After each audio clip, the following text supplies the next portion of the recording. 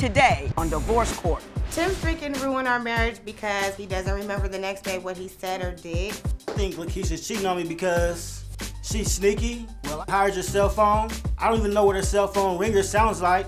I think he's a sex addict because he's constantly on porn sites. He's always asking me for threesomes. Instead of talking, she likes to yell and scream. And it's either his way or no way. I would like to be with LaKeisha, I love her, but right now it's hard to say. Divorce Court is now in session. Good day, ladies and gentlemen. I'm here today with LaKeisha Rye and Timothy Taylor. The two of you have been together for 8 years, married for 5, and you have 1 child together, and you each have children from previous relationships. Mr. Taylor, you back again. Yes, ma'am. I saw you, different woman, different marriage. Yes, yes. But he was here before. And So I've heard. before we go forward, I want everybody to see what we did the last time Mr. Taylor brought a wife to divorce court. Well, we're in the process of making love. He told me that I'm his main girl, but I'm not his only girl. Yeah. I did tell her that, but at the same time, it was time to end the charade. It was too much going on in my life. I had too many women I was juggling, trying to hide from her, and it just got too hard. I just had to call it quits. Don't you feel awfully small behind that?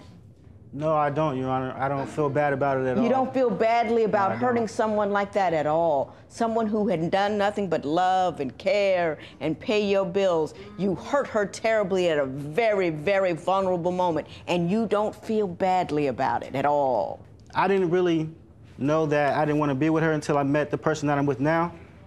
Whoa. Is she the person you were with then? Yes, she is. At that now? Yes, she is. No. No, Your Honor, I'm not. No, what? No, ma'am, not at all. Ms. Rye, why don't you tell me what's going on in your relationship that has brought you to divorce court? Tim is a big sex addict. I am tired all the time, so he always wants to have sex. Sex, sex, sex. If it's not from me, it's from somebody else. I've done fought prostitutes. Here recently, my daughter caught him on the couch at his mother's house with another prostitute. Oh, she's fight definitely, prostitutes? She's Oh, definitely Yes, lying. ma'am. Soon after I had my son, I had to get in a fight with a girl. Tell me what happened. I confronted her a while and asked her, you know, I'm hearing that you're dealing with my husband, and she denied it. And actually, I happened to call and check my voicemail, and when I checked my voicemail, Mr. Taylor accidentally called my phone and left a nice message with him talking to the girl on my voicemail. Mr. Taylor, did all of that occur? All of this did occur, Judge, but the thing that she's not telling you the truth about is these girls aren't prostitutes. And if they are, they don't tell me about it. I'm not paying them. Right. It's not my fault these girls are out there doing extracurricular activities. So what you're telling me is, Mr. Taylor, yes, I'm sleeping with other women around on my wife, and yes, they may be prostitutes, but I ain't paying them. This is your point. Now, she does her investigations on the females, and she finds out that, yeah, these girls might be dibbling and dabbling like that, but when I meet them, they come to the barbershop and I cut their kids' hair. We go out and have, you know, it's never a discussion of money. It's not like I'm paying for sex. Do you have any feelings that you ought to be monogamous? And do you find the fact that you're sleeping with other women at all problematic? I do, Judge, I do. And to set the record straight, I've been with LaKeisha for 8 years, and I haven't touched or looked at another woman for 5 years. I've been completely faithful for 5 years. So ever since you said I do with her, because you've been married 5 years, Exactly. right? Ever since so I said I 5 do. of the 8 years, none of this happened. And then recently, I caught LaKeisha texting another guy, and all of that, like 2 different guys, that's when I moved out. That's when all the problems started again. Okay. She started it. I got you. Now, Ms. Rye, you claim that he's been unfaithful recently. Tell me the most recent time you caught him. The recent time is he was at his mother's house, and First off, I see him in the car with this young lady. He tells me nothing happened with me and this girl. I didn't sleep with her or none of that. We just went to my mom's house and got in the jacuzzi. You went to your mama's house, though. You couldn't even pay for a room. I did pay for a room the first night. Boy, Mr. Taylor! Like I said, Judge, we've been separated for 3 months. I live with my mother.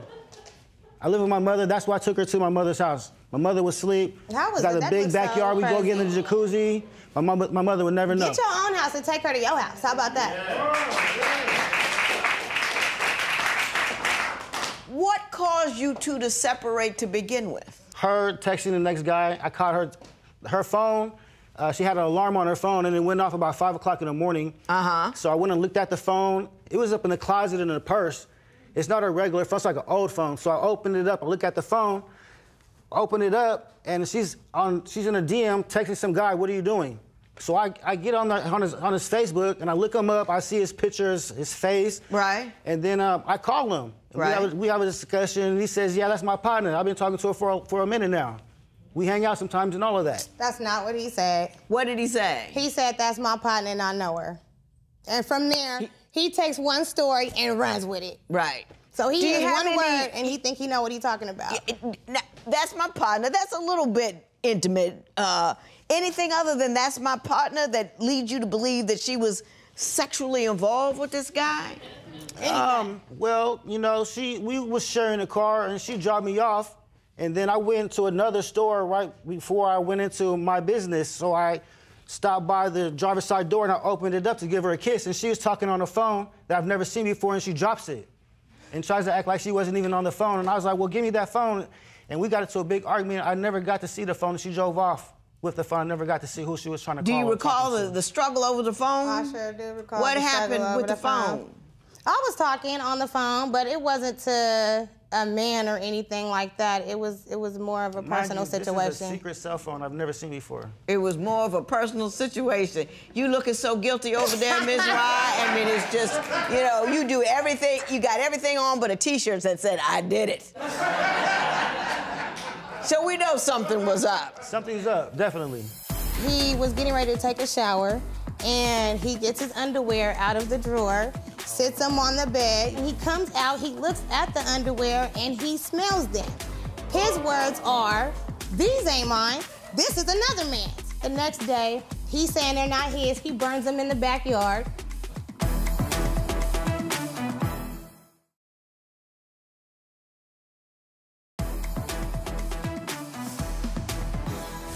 You say Mr. Taylor has a drinking problem. Why don't you tell me the nature of that problem? Yes, ma'am, he has a big drinking problem. He'll drink and he'll forget the next day what he has said or done. He gets real belligerent when he drinks, angry, and it's not just with me, it's in front of our children. It's just too much for me to bear. Like, I try to explain to him, you know, if you're gonna drink, how about you pour your beer into a cup? Instead, he'll walk around with the bottle, and I just don't think that's a good example setting for our kids. One day, he was getting ready to take a shower, and he gets his underwear out of the drawer, sits them on the bed, yep, I'm telling, sits them on the bed, and he goes in the shower. When he comes out, he looks at the underwear, and he smells them. His words are, "These ain't mine, this is another man's." So in my mind, I'm thinking if they're another man's, why would you even be smelling them? And first of all, if I'm cheating, I definitely wouldn't be telling a man to hurry up and put his drawers in his drawer. Makes no sense. Shortly after that, the next day, he's saying they're not his. He burns them in the backyard.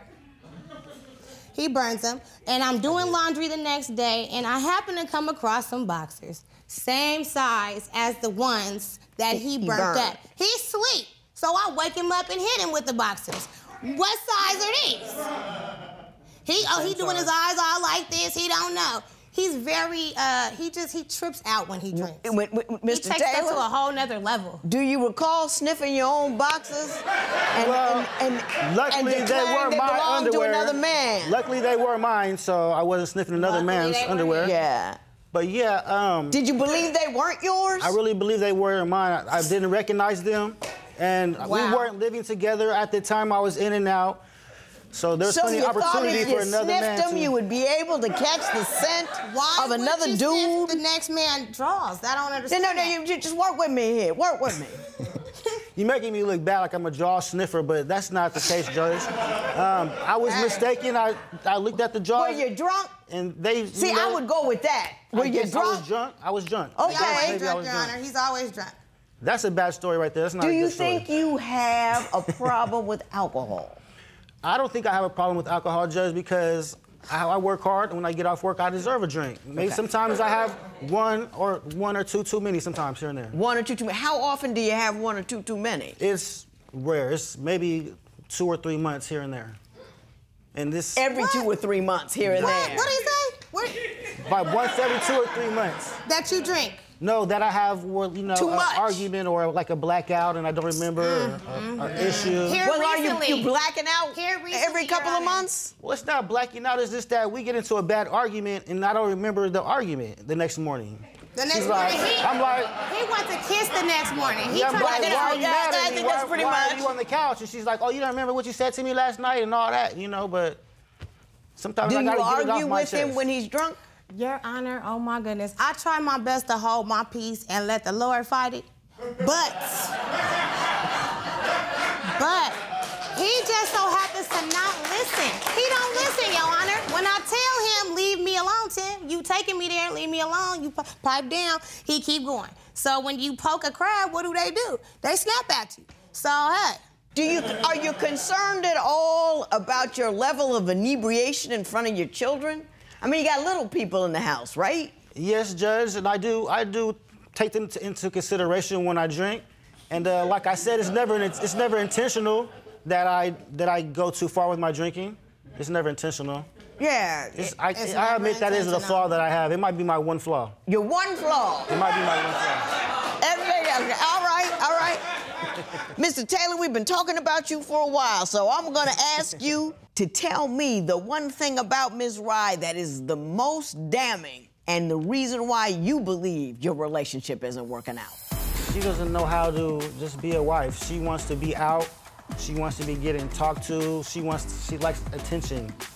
You know, it's never that she goes out looking for it, but when it comes, she's not... She doesn't turn it down. She doesn't turn it away. Right. Ms. Rye, what is your response to that allegation?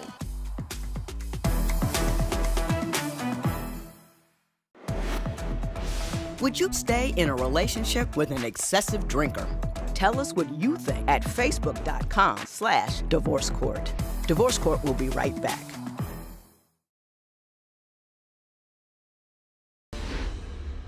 You've been fighting a lot of allegations here, Mr. Taylor, so I want to give you an opportunity to tell me what you believe Ms. Rye has done to contribute to the breakdown of this marriage. Well, my wife, she's a very beautiful woman, and her main thing is she doesn't know how to just be a wife. She wants to be out.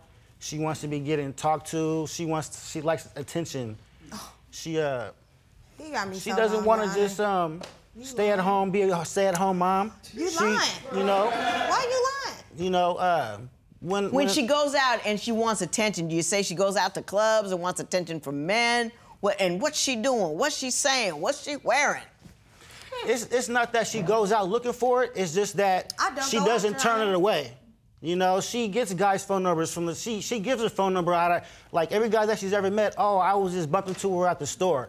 You know, it's never that she goes out looking for it, but when it comes, she's not... She doesn't turn it down. She doesn't turn it away. Right. Ms. Rye, what is your response to that allegation? Your Honor, he lying. I don't go out. I don't go out. And the last time I did go out, we were together. So what are you talking about? Ms. Rye, you say he's verbally abusive. Is that true? Yes, ma'am. Give me a good example of the kind of verbal abuse you have to suffer. Oh, my goodness. He tells me, mind you, my mother is deceased. I don't want to cry. But he tells me, you're going to be just like your mother, alone and don't have nothing. He tells me, you got 2 kids by 2 different baby daddies, which is him and my previous relationship. Ain't nobody going to want you. I can do better than you. I want to have a threesome. Like, that type of stuff right there makes me feel bad, because if you want to have a threesome, then I'm not enough for you. So that makes me question myself as a woman. Right. What's wrong with me? What am I not doing right? And Judge, I tried to do everything for him as a wife and be supportive. I did everything. Dress sexy for him when I do that. He blaming me. Oh, why you got the lingerie on? What man did you have in here tonight? Mr. Taylor, is she accurate in the things she says you say, or? Well, Judge, that right there, the stuff that she says I said, that's that junk talk that she was referring to. That's the stuff that I don't remember in the morning. Right. That I said. So you can't even count that stuff because at the end of the day, I tell her that she's beautiful. I tell her that I love her. And I make up for her financially. I take care of her, everything for her. I bought the hair, I bought the nails, I bought, like, I take care of her. As you know what I'm should. saying? As you should. I still do. As you should. No matter what, Judge, I got her back. Right, I got scars on my hands right now for working on her car because her car broke down. Yeah. Yeah, but you know, her. it all counts, whether you're drunk or not. All of that counts. Every dart, you know what I mean? I can't be drunk with a gun and shoot at you and say, oh, the bullet didn't count because I was drunk. Yeah, I'm a Sour Patch Kid. I'm sour and I'm sweet. You gotta take the good with the bad. But at the same time, I'm way more sweet than I've ever been sour, Judge. You way more sweet than you've been she won't sour. even deny it. Well, I'm gonna move on forward to the financial problems that you have because they are significant and it appears you're not the only woman he has them with. Would you overlook bad behavior if your partner was a great provider? Share your opinion on Twitter and Instagram at Divorce Court. Divorce Court will be right back.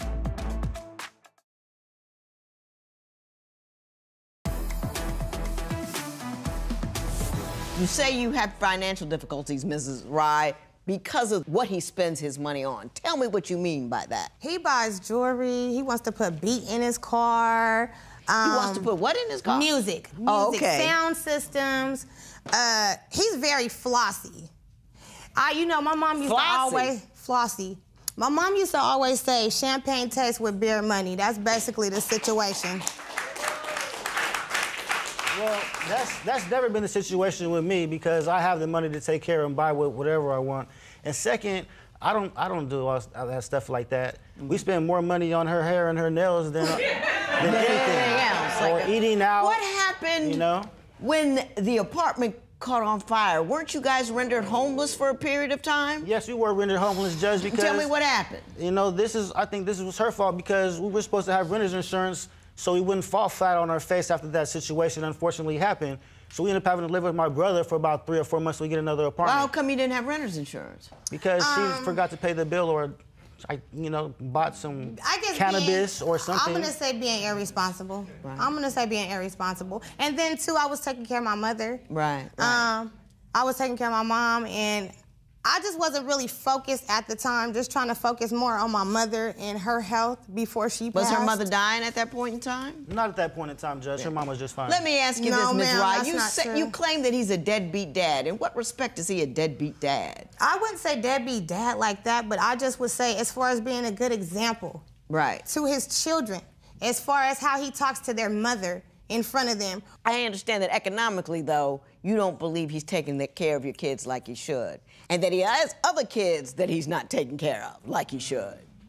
Nah, Judge, that's not the case. I take care of my kids. If it's anything, she needs to step up more hours on her job. I work 7 days a week, 7 days a week. I work 7 days a week. And he doing more than working at his job. That's where he found the prostitute at. There's so much going on here. I'm gonna have to take a small recess, collect myself. We're gonna come back and readdress these issues. And the first thing we're gonna do is hear from the wife you brought here the first time you were here. Whoa.